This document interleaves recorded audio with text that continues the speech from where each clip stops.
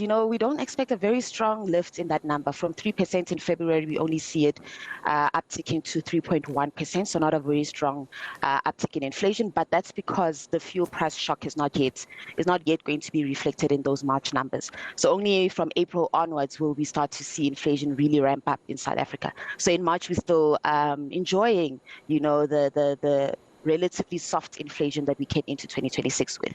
Yeah, if it stays like that, hopefully the interest rates will remain the same. If it had a potential of staying at that level, surely yes, we would have seen interest rates cuts still coming through, and that was what we anticipated coming into this year.